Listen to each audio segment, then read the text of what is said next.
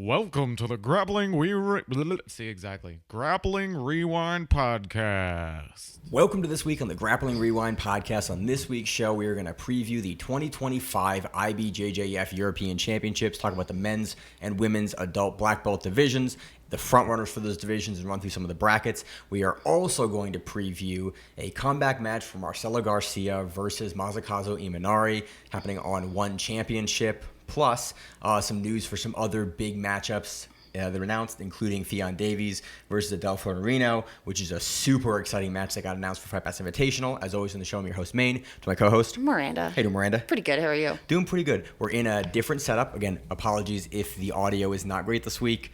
We are in the middle, hopefully at the end of reconstructing the entire new podcast set. Yeah, as we also got a bunch of snow. And I have water. I'm having water work done. It's a whole thing right now. So again, apologies if the audio is not as it usually is. Hopefully in the next week or so, we're going to be back to the normal podcast setup, and it's going to sound even better.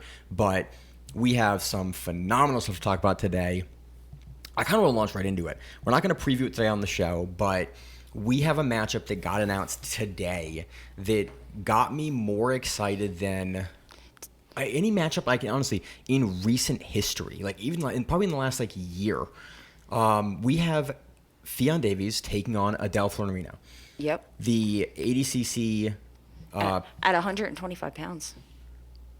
That's pretty normal. Nah, Fion's bigger than that. That's a little light for Ffion, but it's probably around where Adele's going to be. Yeah. This is a great matchup. This is Ffion Davies, your under 60 kilo women's champion from 2022, who just had a dominant run, world champion in IBJJF, had looked phenomenal 2023, 24, even 22, has just looked nearly unbeatable at the weight, and she's just looked phenomenal in everything that she's been in. She had a match versus Brianna St. Marie, ADCC silver medalist, looked phenomenal again in the rematch versus Brianna St. Marie. I think finished her in that matchup.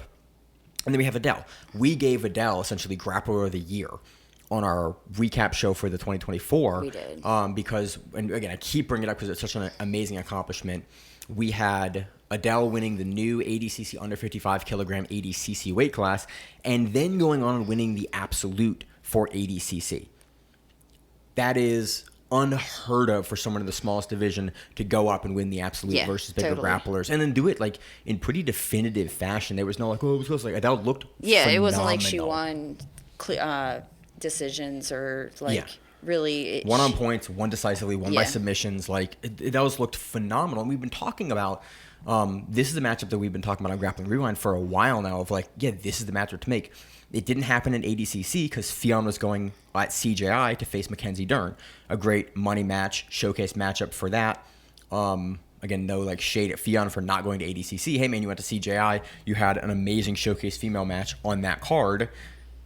But now we're going to get to see it. And I love that it's happening in the Fight Pass Invitational rule set, because I think that rule set plays to things that both women do really well. They push a pace, they're active, and the UFC Fight Pass rules sort of reward that. That's sort of what that rule set is looking for a lot of the time. And I just think that will be a really good stage. Also on Fight Pass, they're going to promote it, they're going to showcase it. I think that it's going to have the largest push, that'll get a larger percentage of that audience looking and putting eyes on this match. Yeah, and fortunately, at least this time, it's in March, and who's number one is in February. So they're not going to be it's not going to be back-to-back the day weekend, after each other, so that you have people that have to pick which one they want to be on. So right, this is phenomenal. Again, I am so excited with this matchup. We're definitely going to dedicate probably an entire show to just talking about these two women in this matchup, because it is such a good matchup. It's the two top women of the world facing off. And we haven't seen it, I don't think, ever. I don't think these women have faced each other, which is so rare in the sport. Probably to have a not. big super fight matchup that's also the first time two champions are meeting. That is really rare. Yeah, I was trying in to think jiu-jitsu. about it, because Adele was in Australia. Yeah. But Ffion was in Wales, and then she went to world events, but it would have been an IBJJF maybe, or something. Maybe crazy. at a lower belt, but I don't think so. We'll look more in depth here, but in the two current forms that these athletes are in. Weight class wise, they're two different weight classes. Yeah, well, Ffion was a little lighter earlier in her career, then went a little ahead, went up to 35. Regardless, I am super excited for this matchup because it's the first time we're going to see the two top women in the world in that weight class, in that weight class range, go against each other in a super fight, not in like an amateur tournament, not like an IBJJF or something like smaller, or like in a showcase tournament. I think it is the main event for that card. It's the only one that's been announced so far. If it's not, it absolutely should be. Like, I know, that's a main event. I thought they had said that Nicky Rod is on the card too, so I could see. Okay, so he might main like event that, there. only because generally they put the heavyweights as the main event. And generally, you put your guy that won $1 million, up there. He's got Nicky Rod. If you're gonna put eyes on a card, Gordon, Nicky Rod. There's a couple guys that are like, okay, they get top billing, but this, I think, just like for the weight of the matchup, deserves top billing, and I am super excited in a month here to preview this because it'll give me a chance to go through a bunch of Ffion's matches, a bunch of Adele's runs and matches, us to look at their careers a little bit, their last like 2 years of transition into their like really fine championship form. Super amped for this match. It should be phenomenal. I would be heartbroken if something falls through, but it's a match we wanted to see, and we are getting to see it now. So that's the biggest news for me this week, is that we're finally going to see. We're going to see a match that I was like really hoping for. Since the day that Adele won her championship division at ADCC, I was like, that's the one we want to see. Now we're going to see it. It's phenomenal. Any other thoughts on that matchup or like the two ladies there? No. I think we're going to see Ffion in Euros. At least I thought we were. Fun here. What? Diaphragm. Oh, yeah. I have to talk this way. Yeah. Sorry. It's a worse way to hold the mic. I'm learning new things. So, yeah, I hope that both are ready and both are, in good shape going into this match, and we don't have any problems like that beforehand. That's always the hope. Yeah.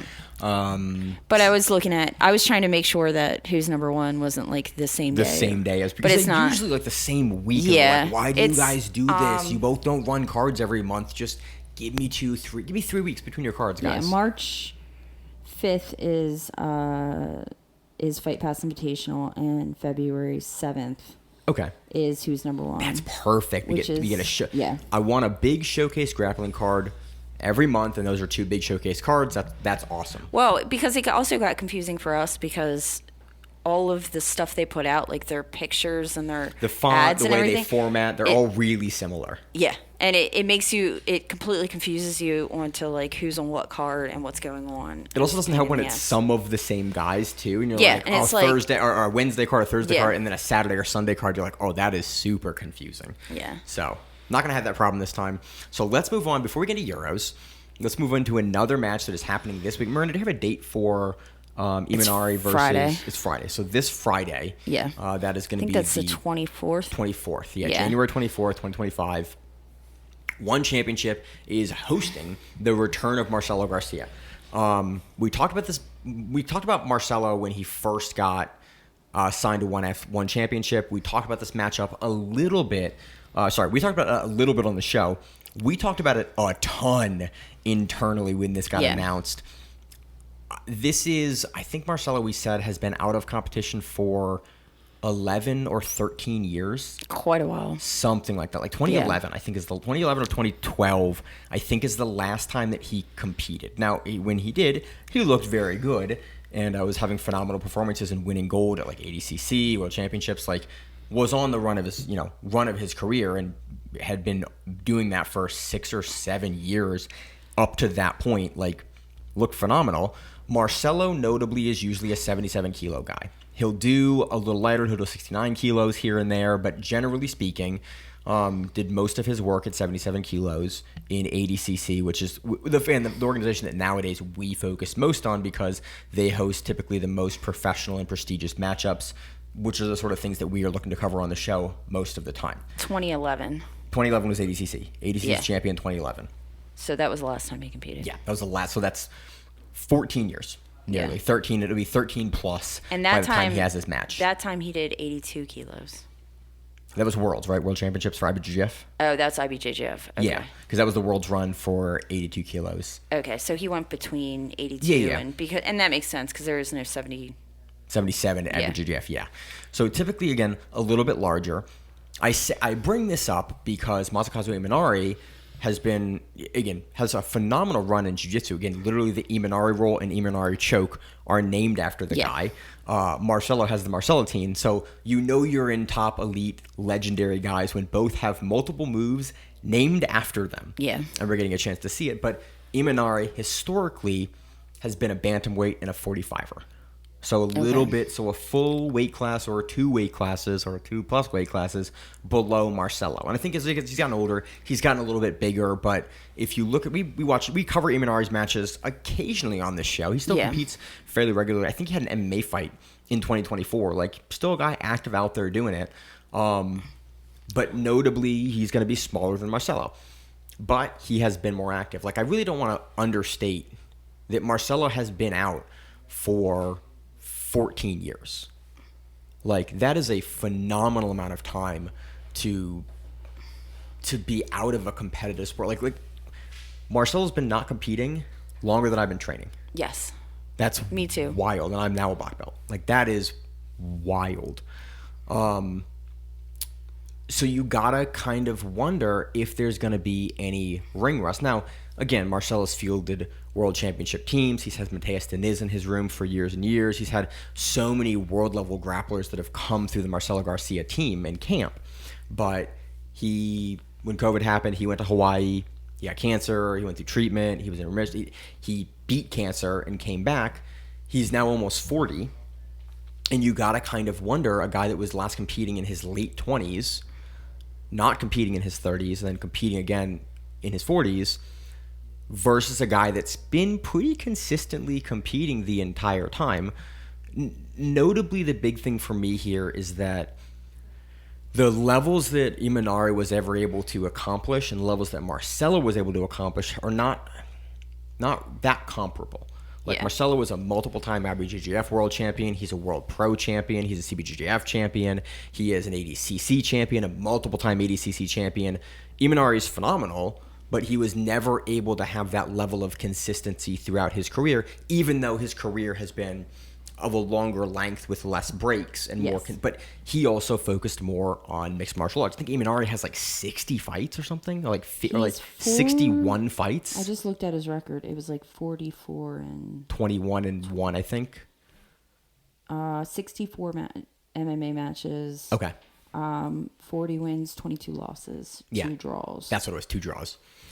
So again, like a guy that has 60, like a super veteran. Iminari's also been fighting since early 2000s. And his last match was 2024. Yeah. Yeah. Like a recent fight. He did a couple things. Yeah, his last MMA match was 2024. Mm-hmm. His last jiu-jitsu match was against Mikey Musumeci. Yeah, and won championship, which he looked good, but also got beat and got subbed, rear naked choked by Mikey Musumeci. Yeah. Which I don't really want to lean too much into. Not lean too much into that, but I don't know if the way that Marcello plays and the way that Mikey plays are comparable. No, I don't think so. And so it's a weird, like, I don't know if I want to benchmark how I think Iminari will do versus Mikey for this matchup. I also think we would be having a different conversation if it was Mikey versus Marcello. Yeah. Because there would be a timing difference. If that makes any sense. Like, Mikey's smaller and faster and modern. Yeah. Mikey is still a current, he's still a current in his athletic prime active champion that's on the younger side of things. He had a stomach thing coming up recently, which is unfortunate. If you put the two of them, if you put them two together, it would be different because I'd be worried that Marcello isn't fast enough. Yeah, to deal with the Marcello is still fast. I'm not saying that he's not, but there's a difference in a 20-something-year-old athlete and a 40-something-year-old It's so weird to talk around the X factor of, just kind of pull the curtain back here. It's really weird to talk about like a legend coming back like Marcello, and you're like, he's probably going to look really good. He's probably going to look phenomenal and world class. But you also haven't seen him compete in 14 years, and you're like, I don't know, he might be. It's because you never know, and sometimes you see people come back and not perform as well as you hope them to. And then sometimes on the rare occasions, for guys like Marcello, you see him come back, and you're like, not much changed. And then we have like Mike Tyson incidents. Mike Tyson comes back, and you're like, Like first 30 seconds looked also Mike Tyson 60. He hadn't had a professional fight in 22 years. I know, but that's what I'm saying. Like, but it's the nearest like, analog we like have. you, Of you have your heart wants somebody to win, but your heart wants Mike Tyson to do peekaboo and hit that knockout punch. Yeah, but your soul goes, he's almost 60. Yeah, it's not gonna happen. So I think we've kind of talked about there's a size difference here. There is a competitive history difference. There's an accolade difference here. I want to get into the meat of where I think this match is gonna go. Okay. Like, are they going to pull? Are they going to wrestle? Are they going to go into the legs? Is Marcello going to go for the choke? Like, where do these guys go? So the ONE FC rules is that you can't just pull. You have to pull them in. So, I mean, I would think Marcello arm drag into the legs, and he's coming up with one of your legs. That's I mean, I watched him do it at a seminar like last year, and he still did it very, very quickly in a way that I looked at the guy that he picked to be his uke, and I'm like, oh, I feel sorry for you. Good luck, good sir. This is Marcelo Garcia, and he still probably got it. And he doesn't, like, his ukes. You're old school uke with Marcello. Yeah, like, he's roughing you up a little bit when he's doing it. You're like, cool, it's Marcello. And he's choking you the life out of you as he explains the technique. And you're like, oh, this is old school. Well, guys aren't being that nice to the guys they're demonstrating for the sake of the class. I kind of do think that I think we're going to have an early pull from Iminari if Marcello doesn't immediately take him down. Yeah. I think that Iminari tends to play not passive, but almost like cat and mouse. Yeah. Like, Iminari is kind of up, and he's very willing to have you just try to take him down so he can counter. Like, Iminari's counter game is world class. He has some great flying arm bars. He's got the Iminari roll. Yeah. Which is that beautiful roll that you do into the legs, under the legs, you go cross side into the leg, and then you go to an outside heel hook. There was a video of that on Instagram somewhere where he was teaching it to people. And I was watching him, and I was like, holy shit, he's still, like, smooth. He's still amazing. Dude, I was like, I've watched so many people try to do that and not do it well. And I've tried to do it myself, and I've watched so many people in competition. I've watched so many people on commentary botch an Iminari roll. And we have to talk around them botching an Iminari roll live on commentary. I may or may not have a bunch of stitches in my head from a botched Iminari roll. So, you know. Like now or like previously? Back in the day. Oh, okay. I was like, this is new information, Miranda. No, I would have heard about that. That was a during COVID incident. Okay, I remember this now. So, I think that Masakazu Iminari tends to play like up and high, and I think he's going to know that I think he's gonna let Marcello take him down. I think he's gonna get up close to Marcello. I mean, that wouldn't surprise me. And then Marcello's gonna arm drag, take him down, pick, and then I think that we're gonna see Marcello on top. Now my question is this gonna occur close to the cage, or is this gonna be an open space? They're the only grappling match, and I don't know if it said if they're using. We usually don't know if it's ring or cage until like later, depending on who's on the card. We might be able to figure it out, but I'm just saying, like, do you think that? I don't really think ring or cage matters. No, but I don't think it. Iminari is probably way more. It's absolutely way more comfortable in ropes or in a cage than Marcello, because like Marcello has one MMA fight in like 2004. And he was like, he did it, and he was like, cool, I hate this. This was terrible. I don't want to do this anymore. I think he loses via cut or via, like, I think it was via cut. But yeah, he hated it, and he was like, cool, I don't want to do this again. Iminari has 60 pro fights. Yeah. Iminari is going to be way more comfortable on the cage, on the fence. He's going to be willing to jump triangles, arm bars, and things off the fence if Marcello pushes him there. So I think Marcello hitting a quick drag into like that pick he does. There's a big highlight of Marcello basically hitting this drop single arm drag. Dude, I love that arm drag because you just baseball slide into people's knees. It's great. Yeah, it's an amazing. I mean, Marcello is the pinnacle of that technique in jiu-jitsu. Yeah. The other thing that's really great about it is Iminari will kind of use a variation of that arm drag as well, which I think is really funny. But usually what Iminari will do is he will do it, and then he will get super close to you, and then he will drop immediately under you into single leg X, and then go for leg locks from there. Just so the whoever's listening is aware of this, this card starts at 7:30 a.m. Eastern time on Friday. Meaning this is Friday morning. Oh, it's a Friday night fight card. No, this is Friday morning. Yeah. Yeah. I love these cards. I love Friday night fight. Meaning as you get into work in the morning, you will probably be watching Marcelo. You'll be turning Marcello on in the morning. Which is great because I compete that evening, so I don't have to miss it. That's great. That's awesome. Good times. So they both use that technique, but I think Marcello will be a little quicker on it, even though he's the bigger guy. He's just like, that I think is what he's going to go in for. You know, everybody knows arm drags turn into arm drags. So he goes to arm drag you, you can arm drag him. I just don't think you're going to counter arm drag Marcello. No, but I think if Iminari goes to arm drag Marcello, he could just drag from it. Yeah, I think you know what I mean? That's a possibility as well. I don't know. I mean, he could, you know, he likes to also, and he even said this at the seminar we went to, he likes to come out and just like try to snap a guillotine on you. The jumping guillotine also wouldn't surprise me. Oh, that was fun to practice with. Yeah, good times. I feel like Iminari is going to be hip to what Marcello is going to do because they're guys from the same era. Yeah. And he's obviously studied Marcello. Yeah. Because everyone studied Marcello. Like he's Marcelo Garcia. I think that we're going to see Marcello take him down into the guard, and then I think he probably is able to pass to the back and go for the renegade choke. I feel like he doesn't want to engage in the legs with Iminari. No. For some reason, it seems like something that Marcello, he's capable of doing it, but I feel like he's not going to elect to do that. I haven't seen an even...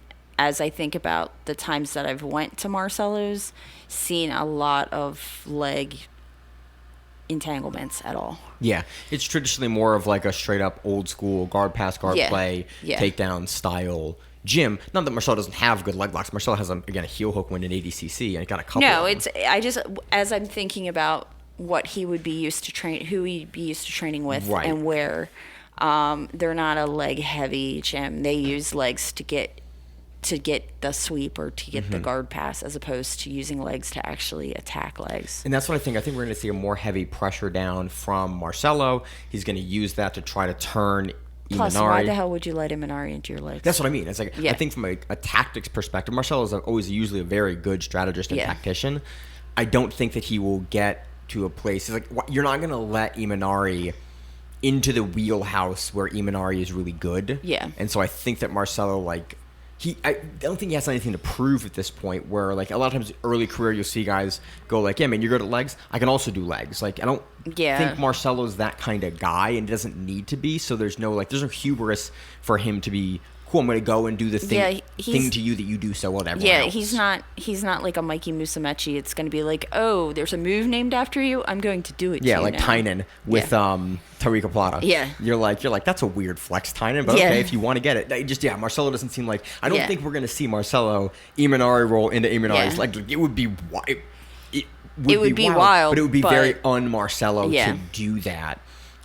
We could be wrong too, but he hasn't competed in 14 years. Yeah. What do you what are you going to guess him to do? I don't know. I mean, I've heard over the years, that he's never really missed a beat and that he's still as lethal as he's always been. That's everything I've heard too, and every footage I've seen from Marcello, he just looks like maybe it doesn't look like old Marcello. He's definitely no, but when you saw you would get the videos of people that weren't supposed to be videoing at Marcello's and he would beat the living crap out of people. Yeah. And you just saw it and you're like, oh. Yep, Marcello still got it. Marcello's still Marcelo Garcia.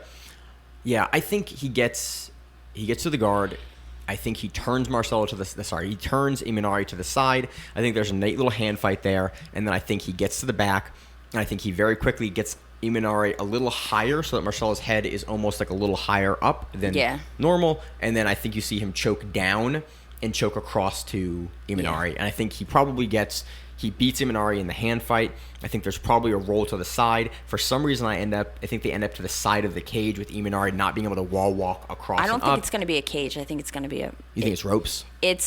There's two large Muay Thai, what's it called, title fights, and one MMA title fight, and it's in Bangkok. Oh, it's Bangkok's ropes then. Yeah. Okay, so for sure it's going to be ropes. To me, that makes sense. That kind of says. Is it at Lumpini or no? Oh no, I didn't look at that much. Okay. But, yeah, so I think that it's not ropes. I think that there's no wall walk there. I think Marcello gets him down towards the edge. Impact Arena, wherever that is. Impact Arena in Bangkok. Oh, okay. It might be one of the other, Rampini. It could be one of the rename. I think one has an arena over there now.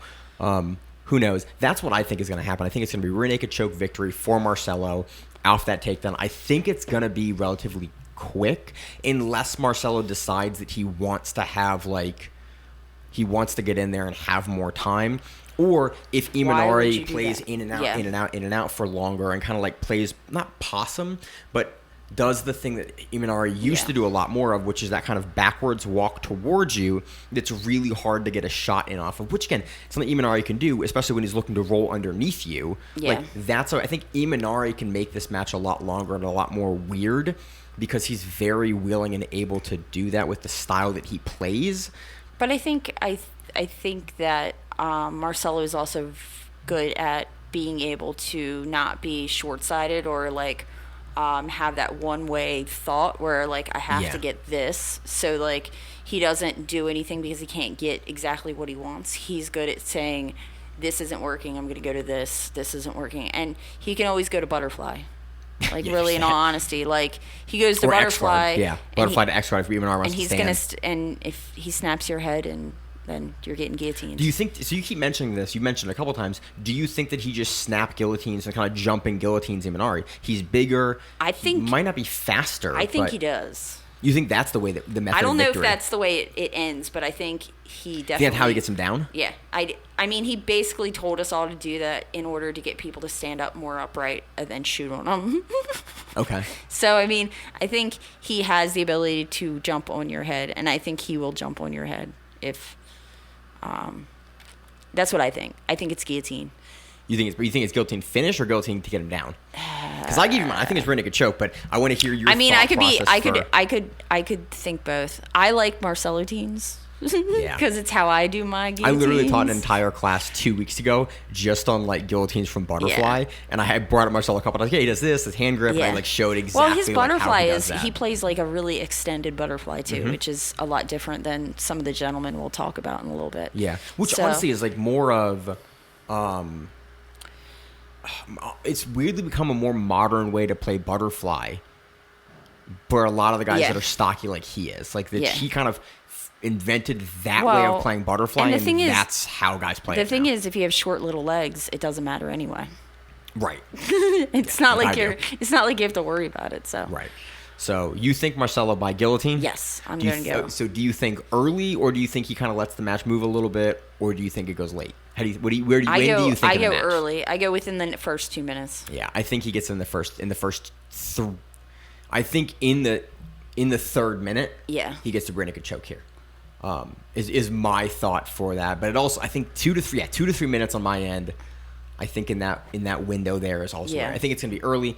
I don't want to discount Iminari here, but it's just it's Marcelo Garcia. Yeah. There's few guys that I'll be this kind of dead set on being one-way traffic for a match. Yeah. Marcelo Garcia is going to be one of those guys versus, again, another guy that's a legend, similar age, with a lot of miles on him and a lot of competition experience.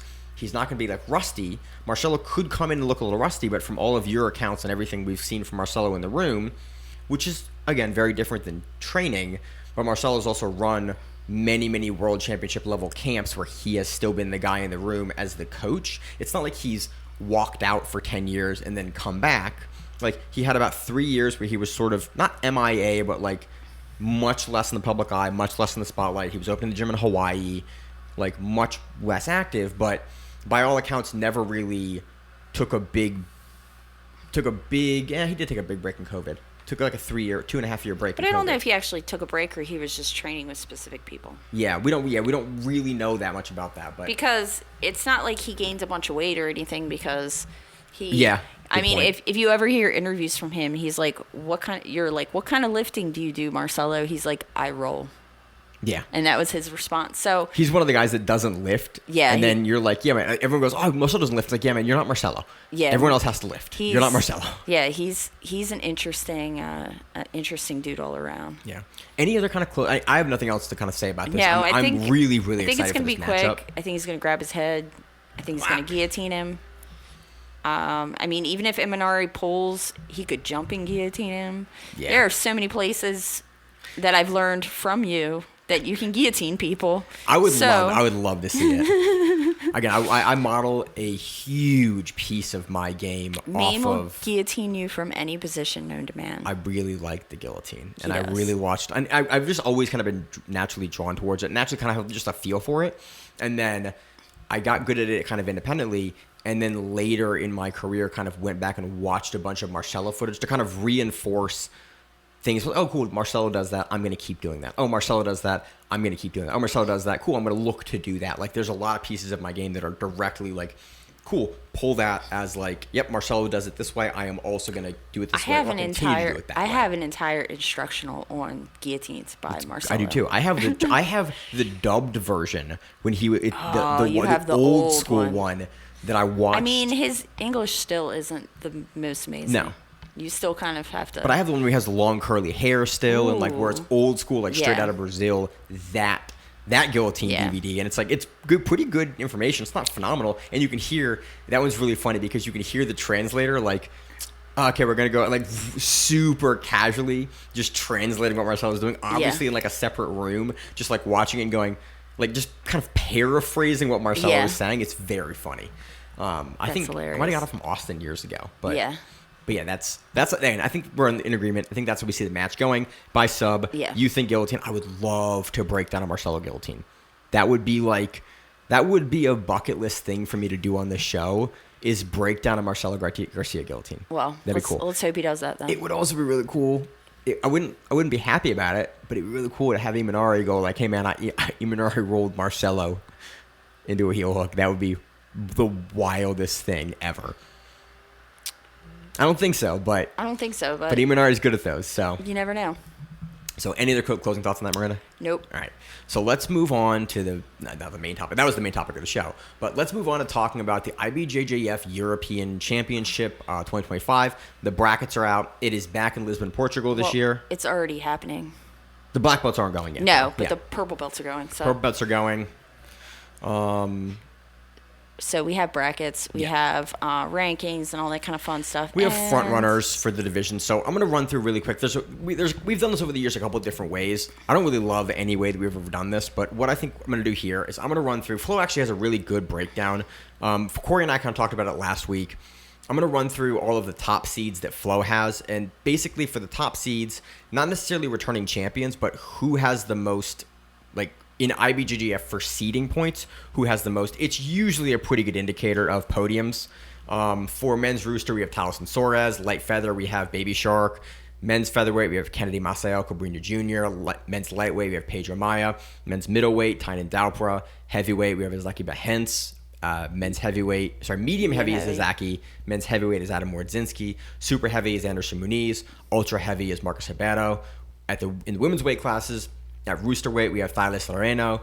At light feather, we have Maisa Bastos. At featherweight, we have Larissa Campo. Lightweight, we have Jania Maya. Middleweight, we have Sabatha Laiz. I can never get Sabatha's last name. Laiz. At medium heavyweight, we have Ingrid Alves. At women's heavyweight, we have Melissa Stricker. And at super heavyweight, we have Gabby Pisana coming off of her foray into Nogi, winning the IBJJF Nogi Worlds.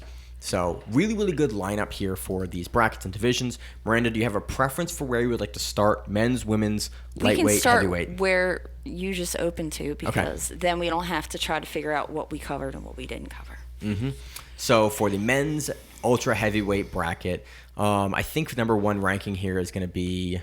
These are all Vinicus. Yeah. Trattor, right? Yeah, Trattor. Yep. Yeah. Jeez, I hate how the IBJJF does the names. So it's like we're looking at the IBJJF bracket system, which to this day, we've been previewing this, doing this stuff for 8 years, still makes me go, oh, right, that's the... Well, because it's your legal name. Mm-hmm. It's your legal full name. Yeah. Trattor is by far and away the biggest point scorer here. Is he the top ranking guy here? Trattor? No, Yeah. Marcos Ribeiro. Who would know him by that name? I know him by the Vinicus. Isn't that who that is? No, that's not Trattor, because Trattor's way smaller than that. Who's Marcus? Is that Scooby? Am I getting names messed up? Be a second. Let's look. Marcus. Yeah, I was like, I feel like Trattor's not ultra heavy. Oh, okay. My bad. No, it's all good. We're looking at the IBJJF names. What's and the last name? We're clicking through, and again, we don't have the last name because we can't look at the whole thing. Let me see if I can tab over it here. I think that's Scooby. Okay, well that would make sense for a top runner. Yeah, that's Scooby. Okay, Scooby Marcus. Yeah. Right. Yes, that's correct. And he's won everything known to man recently, so I can't really see him lose. No, I mean, there is also Habero's in there as well. Yeah. Sorry, that is him. Yeah, Scooby. I think this is Scooby to probably take. We have also Pedro Henrique here as well. Antonio Braganetto is here as well. But I think that Scooby is probably going to take this one. Yes. He's ranked number 1.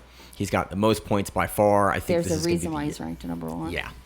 Moving on to the men's super heavyweight division, it always takes a couple of divisions for us to get on board here. Yeah, you have to remember the names. I think you have to remember the Portuguese names, unfortunately. Anderson Muniz. Well, just the names in general, because they're a lot longer and. There's 4 or 5 of them for the brackets. We know nicknames, so. But Anderson Muniz. Anderson Muniz takes this division. We can go through. It's a division of 13. The ultra heavyweight division is a division of 10. Anderson Muniz is for context here, for points perspective. Anderson Muniz overall points has 376 points. Next person is Pedro Lucas with 200 points. Pedro Lucas is pretty good. Lucas is pretty good, Yeah. but again, Anderson Muniz almost has double the amount of points, and the points for IBJJF work where they are given by the last 3 seasons, with the current season being worth 3x, and then your majors are worth 7 points. Like Worlds is worth 7 points, so 7 times your place. It also depends on what year it is. And all that kind of stuff. And so it's all this big formula you can use. But for instance, Anderson Muniz has almost double the points of the next highest guy. Marcus Carosa has 127 points. That's kind of why we're picking Anderson Muniz. There's nothing about Muniz's game really in the gi that makes me, not concerned is the right point, but makes me think anyone is really close to beating him. Yeah. He has had a couple of odd performances here and there, but usually it's because we're kind of wondering, why isn't he subbing there? Why isn't he finishing? Why isn't he settling that?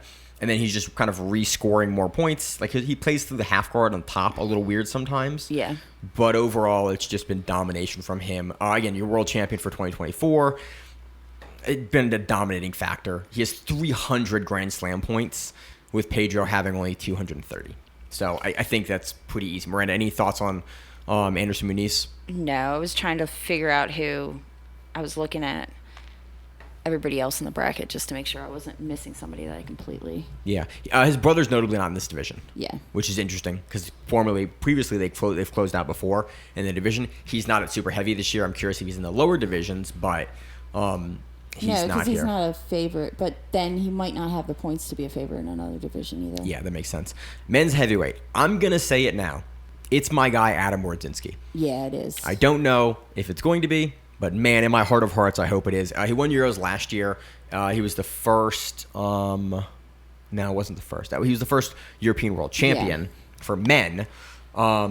He's looked phenomenal. Once he finally figured out sort of how he had to play to beat Felipe Andrew, he's been pretty unstoppable. He's your crown champion. He's your world champion. And Felipe is absent because of reasons. Yeah. Oh, he popped again?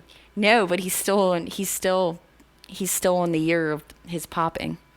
Oh, really? It wasn't a year ago. It was a couple months recent, ago. Yeah. I forgot about that. So he's still unable to compete. Yeah. Second place here, our second spot here, we have Ryder Zushi.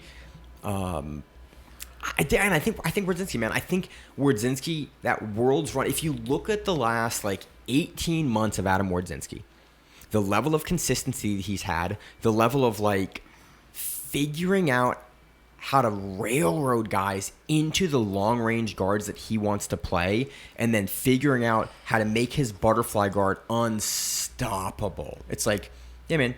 Good luck, unless you are a guy that is so much bigger than him, or another one of the top world guys, like a guy like Margali's size, like Felipe Pena's size.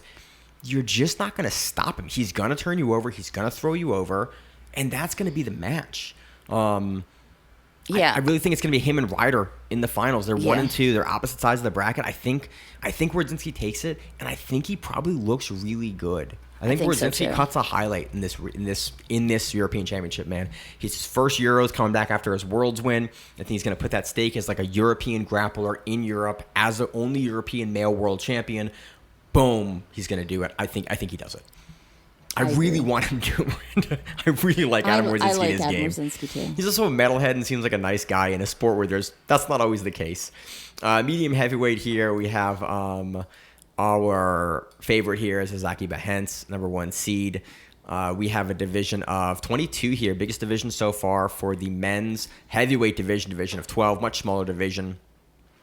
Big division here. Bahens. Stop moving around, dude. He keeps on moving the thing as I try. I'm moving a lot. We're not in the normal setup, and Miranda typically is the provider of notes for the past 200 episodes. I also like to look at names and figure things out, and if you keep on moving, then I get confused. So one I'm excited about is potentially. You say it. We're gonna get Anderson versus Zaki Bahens, which will be fun. That'll be like a really round fun. 2 match. Honestly, that is a weirdly. I think that match is weirdly competitive. Oh, I think so. I actually think Anderson potentially has the skills to be able to beat Bahens. Okay. I think Bahens probably takes this. Yeah. But Anderson has had some phenomenal big performances, like at Pans. Yeah. Like Anderson looked phenomenal at Pans. And he doesn't stop competing. No. He competes all the time. Super active competitor. I think the winner of that match is probably the winner of that entire bracket. So we have 2 brackets for this one. Anderson and Zaki, look out for that match. That will be a lot of fun. On the second bracket here, we have Clay Mayfield as well in here, and then Bruno Silva. We have Wellington. Yeah. We do have Wellington Sabado. Yeah. From Frates Jiu-Jitsu. I really think we probably have a final of Zaki or Anderson for that. And then probably either Bruno Silva or Wellington. Again, your number 2, number 3. It is weird to see Anderson and Bahens meet this early, especially with how good Anderson looked in some of his recent matchups. I'm trying to see where he's ranked. He probably does, but I think he does more AJP than probably. Oh, that makes sense. But he's been doing IBJJF. It's weird that he only has like 45 points. Yeah. Because I thought he placed at Grand Slam. I might have a mistake or an error here with my thought of this matchup. Anderson, I think, does AJP more, and I think he does all the BJJ stars. Yeah, he does all that kind of stuff. I thought he medaled at Pans though, or did he get DQ'd or something? He might have got DQ'd. But because he doesn't have any Grand Slam points here, and it's confusing me because I'm going, I thought that he would be ranked much higher, but he has actually a really low amount of points, and I was like, I'm just surprised by this because he's a guy we've been hot on. He's been looking really good. Again, I think Zaki probably takes this, but that matchup with him and Anderson, I think was probably going to be more exciting than people anticipate. He had a doping sanction. That's what it was. For the last year. That makes sense then. Okay. He had 3 months off. Yeah, I think it was for weed. I don't think it was for it was weed, wasn't it? Yeah. Okay. So that makes sense. So that's why he's ranked so low, because he probably got no points for that. Yeah, it was weed. Okay. So this is a weird bracketing matchup. Look out for this one in your second round. Yeah, where he got, it's not that he's that bad. It's he likes to smoke the guy. He lost points for that. Yeah. Yeah. So, again, Anderson has to get by Facile, but I think he does that. So that second round, we're going to have I think that the winner of that wins the whole thing. Yeah. I think Bahens should take it, but Anderson throwing a wrench in the whole thing would not surprise me. That's medium heavyweight. On the middleweight, we have a division of 11. Again, unless a situation like that match is so strong and that takes so much out of both of them. Yeah, that could happen too. Whoever wins the second bracket winds up beating them because they're tired from that match. Yeah, which we've seen before where it's like guys are just so beat up from match. They're like, hey, man, the second match or the third match looks kind of weird because you're beat up. This one, I think it's pretty straightforward. Finals, we are going to have Tynan Daupra and Andy Murasaki. Daupra should beat Murasaki. I mean, he's beaten Murasaki many, many times. Yes. I said it last week. But we have Tynan coming back from a broken hand, right? Oh, yeah. So who knows if his hand... I don't know which hand it was because I don't think we were ever told. And I don't remember ever seeing anything about it because I'm sure that's not information that we know. Absolutely not. So they kept it quiet. wondering if that is something that he uses and that he's had to learn a different way of doing something due to that injury. Yeah. And something like that could make it a little different than it normally is. But Tynan also, when Tynan wants to do what Tynan wants to do, he'll kick it up. So I could see it being a little of a weird match, but Tynan's going to win. Yeah, probably. You know? We talked about it last week, and I want to bring it up. Someone's going to beat Tynan not in a world championship. Yeah. It will happen eventually. I don't think it happens here, but like, I am very curious who the first person to take that non-worlds win over Tynan will be. So we talked a little last week that like someone's going to give him that first loss. I'm really curious who it's going to be. I mean, he's already had a first loss. Sorry, first non-worlds loss. He hasn't lost to Francisco Lowe, and then he has lost to Jensen Gomez, but they're back-to-back worlds. I'm curious. I don't think it comes here at Euros. I think, again, he kind of has Murasaki's number. We're curious about the hand because this will be the first one back since the hand injury. And in like no-gi, your hands are more important than you realize. Or gi, I mean. Yeah, I was like, I feel like the opposite there. Well, I mean, anybody who does a lot of no-gi and then goes into the gi realizes that hands do a lot. Yeah, your hand, the grip game. And Tynan's also a pretty heavy grip player. Again, he's a world champion level guy in the gi. It makes sense that he would be like very reliant on the grips. Again, I don't think there's anyone that's going to upset him here. I like Murasaki a lot. Just they match up really poorly, and Tynan seems to kind of have his number. Yeah, but again, knows how. There are two really like Andy Murasaki coming from the AOJ camp. I don't ever want to count him out because he has Andre Galvao in his corner. Like Andre Galvao is one of the best. Atos, not AOJ. What I flipped him. Yeah, sorry. Yeah, he's from Atos. Andre is one of the best strategists in the world, and like that he's looking at that matchup for his guys versus Tynan and going and giving them new stuff and giving them things. I mean, on the other side of that, the Mendez brothers are doing the same thing with Tynan Daupra, but it is a really interesting kind of arms race. Those two camps are so closely linked that like you kind of you wonder if eventually this matchup is not going to look the same because you have two camps of master strategists, like two of the best strategist camps in the sport behind these two athletes. And you kind of wonder, it's like, this could potentially be a little bit, it could definitely get closer or further away much more quickly than we think it could. But again, I think I give it to Tynan. There's no reason, if your name is not Jensen Gomez, that I'm going to pick against Tynan Daupra. I want to see him versus Mika. And it's not even like he's taking that much time off, really. No, and hands, they don't necessarily, they can take forever, or they can heal up and be kind of fine. And these guys' hands are already jacked up enough as it is. It's probably like, yep, you heal it up, and then kind of your hands are broken anyway. And you tape it up and you call it a day. Yeah. Anything else on middleweight division? Nope. Moving on to the lightweight division, we have a division of 27, biggest men's division so far. A lot of big names in this division. We have Nick Salas in this division. We have, who's the biggest favorite here? Pedro Maia is the favorite at lightweight. This one, I really am just going to struggle to make a pick. Because you have like Espen Matheson in the middle of there too. Yeah, Espen's good. Pablo Lavicelli from AOJ is here. Mateus Gabriel, former world champion, is in here. We have Lucas Pistario is in here. We have Fabricio Barotti. There are just so many guys. Kevin Maheka's still in here, man. He's been in here forever. Nick Salas is in here.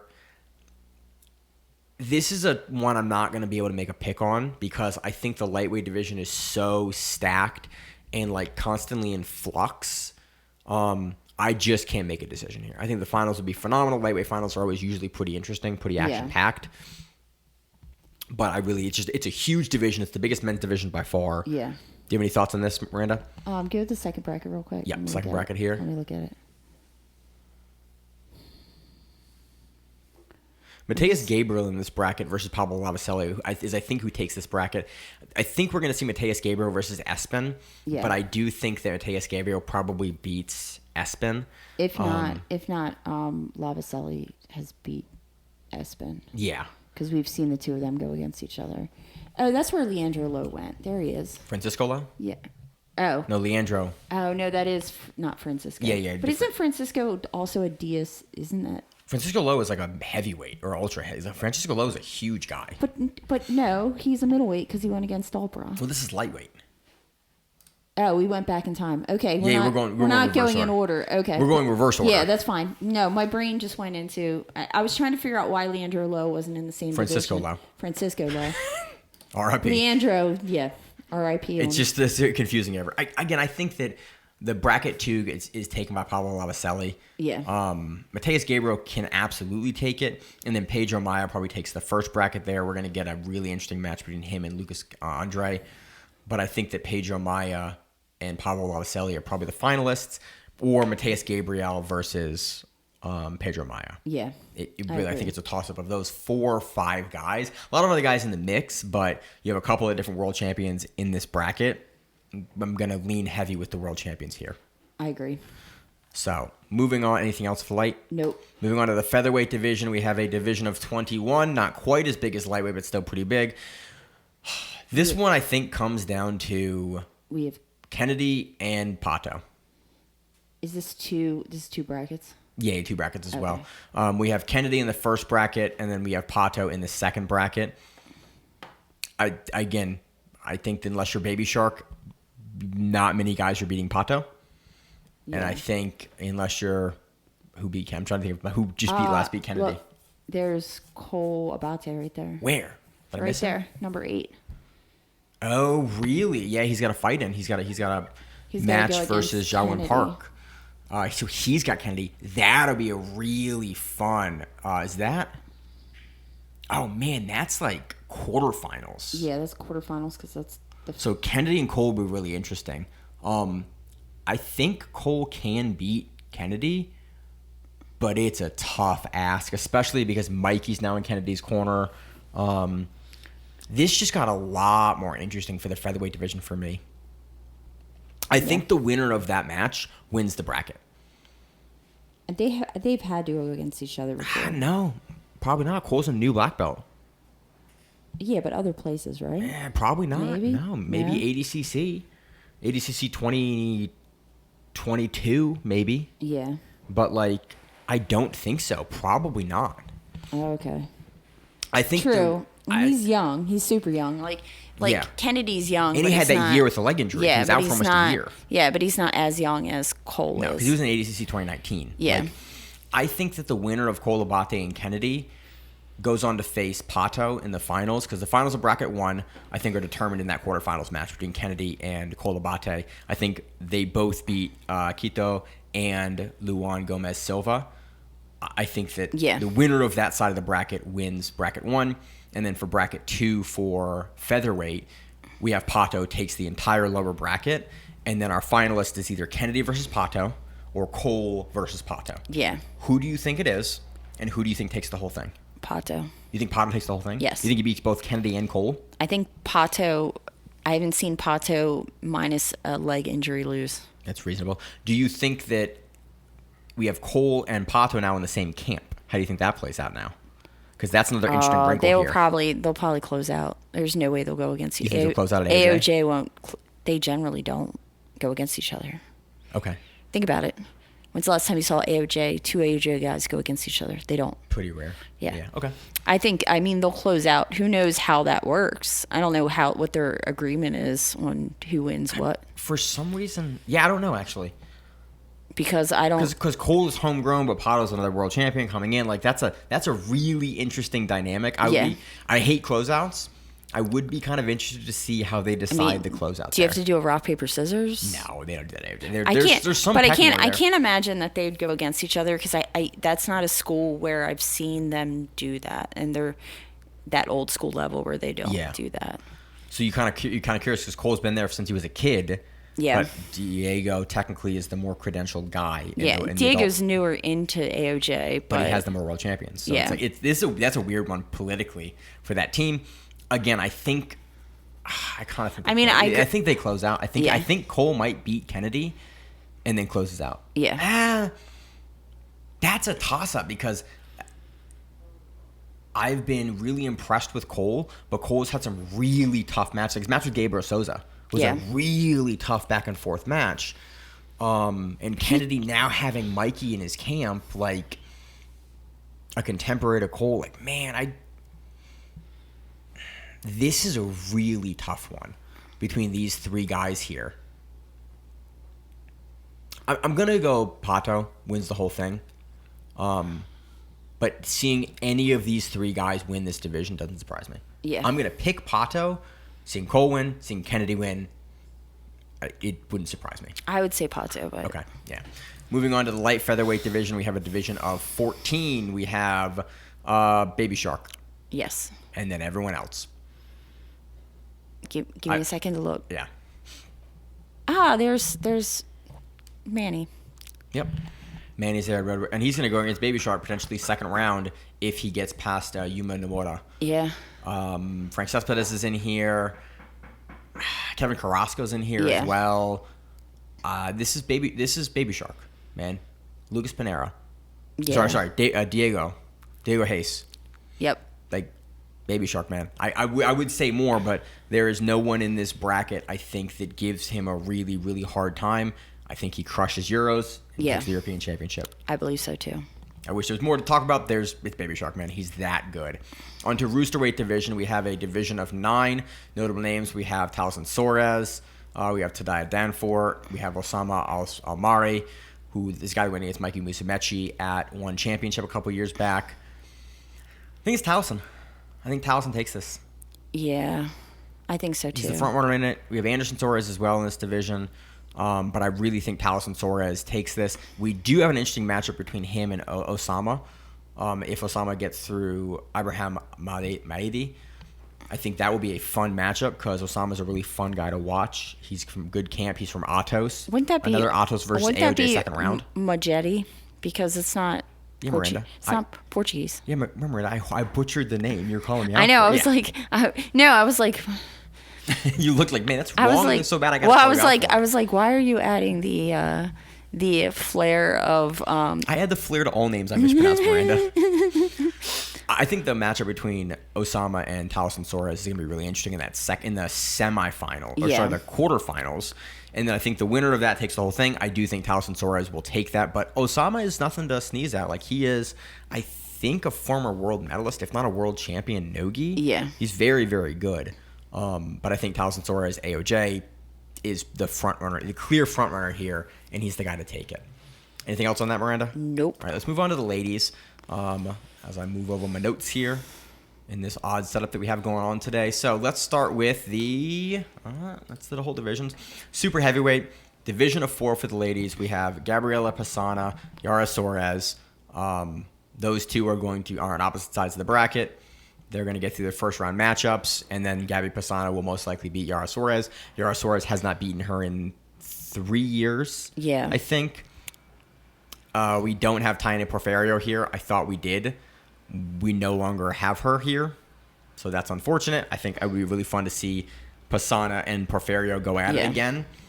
It's the matchup I wanted to see for the women at Euros, but she's just not here now. She removed. Yeah. So I think Pisana takes this. We've talked about the Yara Suarez match 6 or 7 times, 8, 9 times on the show. Yeah. Every time we've talked about it, Pisana has been able to beat her. I got nothing else, Miranda. Nope. Heavyweight division, we have a division of 6. We have Melissa Stricker-Couto in this. She is the clear front runner. We have Isildur Silva on the other side from Dream Art. I do think these two ladies make it to the finals. We also have Giovanna Jara. Yeah, and Magdala Loska as well, potentially taking on Isildur Silva in that semifinal round if she can get to her first one. I think Melissa Couto takes this whole thing. Isildur is really good. It wouldn't surprise me to see her take that, but Melissa has looked very, very good recently. I just think that she takes this one. Yeah. Moving on to the medium heavyweight division, we have a division of 11. Ingrid Alves is in your number 1 spot. On the number 2 spot, we have Ariella Laverne. I think those two are your finalists. We also have Salah Samola as well. She does have to make it through. Ariella Laverne is going to have to make it through her to make it to the finals versus Ingrid. But And we also have Nia Blackman. where is she? She's right. She's going to go. Oh, against- there she is. Yeah. So she's going to have to take on Salah Samola if she beats her first round competitor as well. Again, this is an exciting division. I really do think we kind of get by the numbers Ingrid Alves versus Ariella Laverne, and I kind of think Ingrid takes it. Yeah. Ariella can take it, but I just think that Ingrid has been a little more consistent recently, and and probably ends up taking it over her. I don't know. I like Laverne. I like Laverne, I too. think I'll go with Laverne just because I remember watching yours the last time. Yeah. Oh, yeah, I forgot about that. Yeah. Okay, that could be good. Yeah. Moving on to the middleweight division, we have a division of 10. We have Vanessa Griffith in the second spot here. We have Sabitha Fornarino in your first, or sorry, not, who was in our first spot here? Give me this last name again. You said it's Lath. Lath. Lath. Sabitha is your front runner here. It is nice to see Vanessa Griffith back here in high contention. But she's probably gonna have to go through Suleiman. Yeah, which is going to be a tough matchup for her. Chloe McNally, who's down there, Renzo Gracie Austin, is actually she used to be at Unity. She used to teach at Unity. Yeah, she's very good as well. She's in this mix. Yeah. So you think Chloe McNally makes it through to face Vanessa? You think Vanessa gets through Suleiman?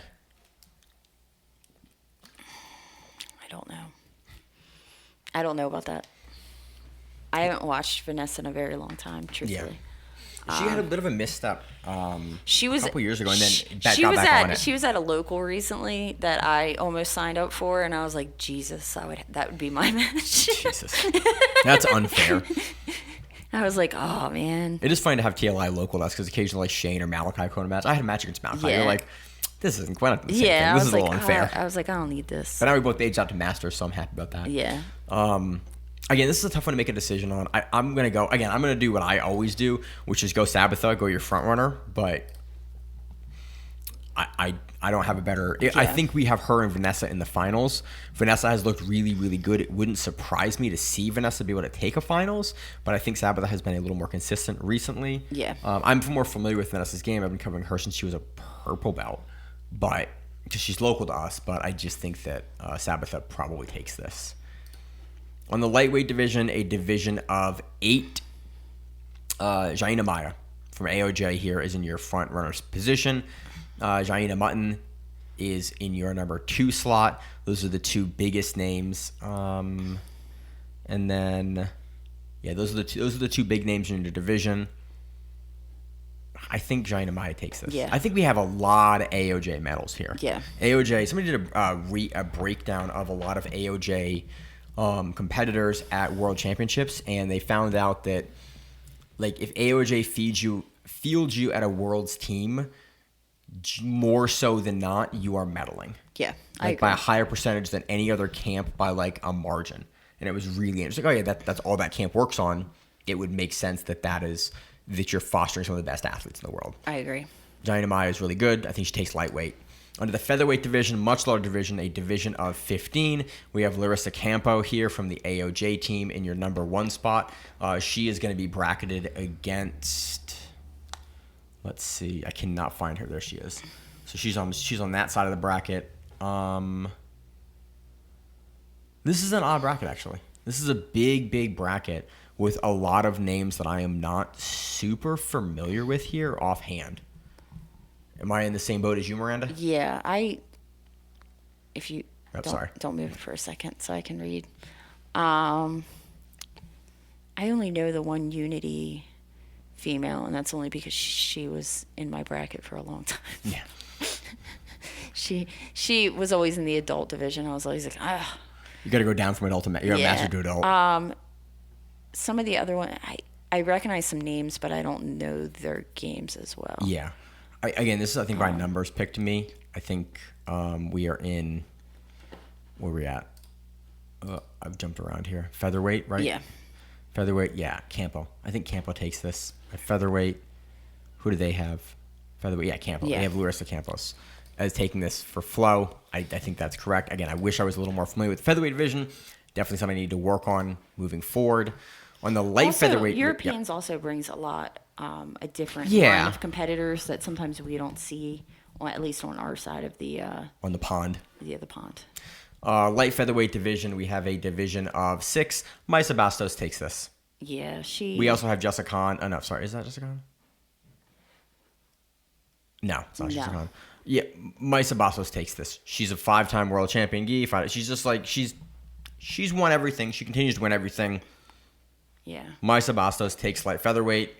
Kind of like the Gabby Pisana problem in her division. It's like, hey, no one can get past her. Yeah. She's unget pastable, and she's looked phenomenal, and she's like subbing at the World Finals repeatedly. Maisa Bastos is almost unbeatable. And now with that AOJ camp, doubling down. On to the Roosterweight division, we have a division of 4. We have, interestingly enough, because Thailys Loreno has more Grand Slam points, she is actually ranked above Julia Girout, even though that Julia has more overall points. Because they seed majors by Grand Slam points, she's seeded above because there's no swaps here for rankings. Yeah, which is interesting. This is gonna be a fun division. I think that Thailys Loreno takes this. Yeah, it's a very small division, but AOJ and Thailys is very good. not AOJ. Why do I keep doing that? I don't usually do that. Well, I mean, they used to be the same they team, were the same kind team, of. sort of. Yeah.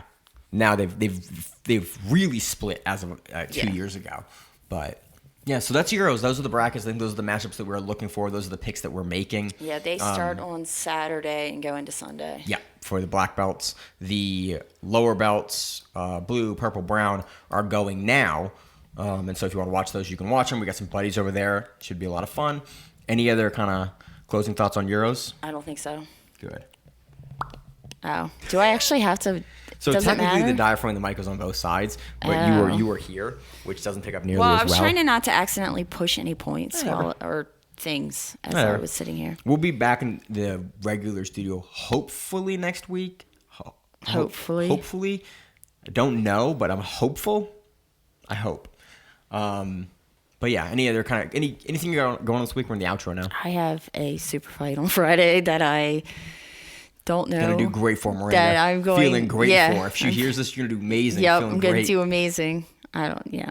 It's great. It is what it is. I haven't been competing in a while. I'm gonna get back at it. See what happens. Oh yeah. See You went where to that night goes. fights this weekend? I did. I went to fights with guys in full armor, dressed as medieval knights.